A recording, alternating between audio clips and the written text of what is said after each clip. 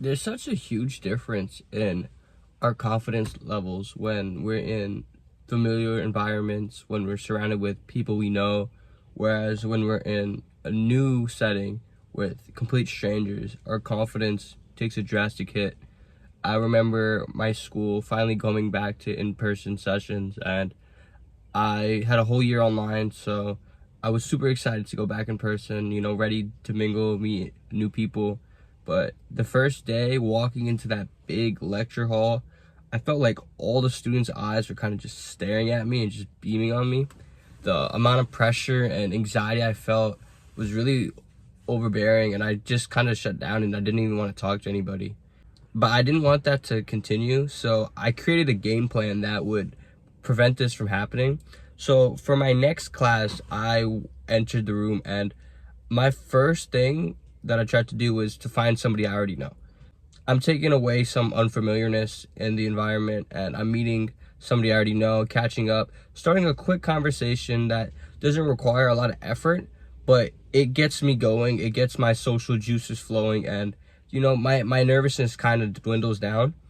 And once I'm about to end that conversation with that, and once I'm about to end the conversation, I try to see if he knows anybody else in the classroom as well. This is really key because you can kind of take advantage of his networking, you can kind of take advantage of his network, and whoever he knows, you can now kind of introduce yourself to, or have him introduce you to him or her.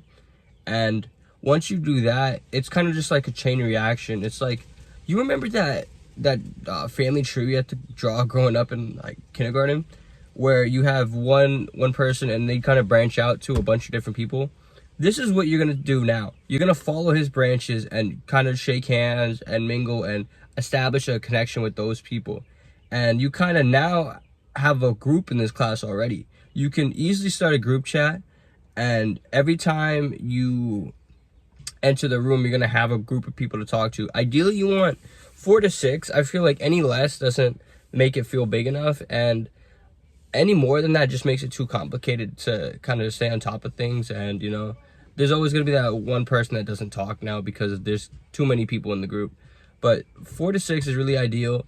And every time you guys go to class, sit next to each other, help each other prepare for exams, and just actually expand on that connection, expand on that friendship. And who knows, you could have a really good friend that you can now carry on with you. But in terms of just that social environment, entering the room knowing a solid group of people, like 4 to 6, you're pretty much always destined to talk to somebody before you're being forced to mingle with someone you don't know. And this does allow you to just get more reps in before you actually have to go and talk to somebody. Now let's say you walk into that room and you don't know a single person. As long as you're able to sit next to somebody and just try to spark a conversation and make that the first friend or the first interaction right off the gate, it prevents you from overthinking, and you're more likely to do something in that shorter period of time than if you were to simply sit in the back of the classroom and kind of wait for somebody to come and talk to you, or someone come and sit next to you. You're initially just asserting your confidence in that environment. So if you do that enough times, every time you walk in to that environment, you're gonna automatically have that confident mindset, and it's not gonna fade away as long as you kind of are in your character and you don't veer away from it. Obviously, if you do this one time, it's not gonna be enough to really stick. You have to do this at least 3 to 4 times minimum before you can confidently stand and confidently think in that environment. Let's say you choose to sit next to somebody who's wearing a sports jersey that you like, or wearing a cool outfit or something like that. Compliment their outfit, and then try to figure out who they are. Try to learn what their major is, or just have a conversation going with them. In terms of always succeeding in unfamiliar environments, the best thing you can do is to make allies. The more allies you have in that environment, the more protected you will feel, and your social anxiety will dwindle, and you're able to be introduced to new people based off the allies you just made. By doing this, it's going to severely decrease your level of social anxiety, And coming in with this game plan will just allow you to thrive.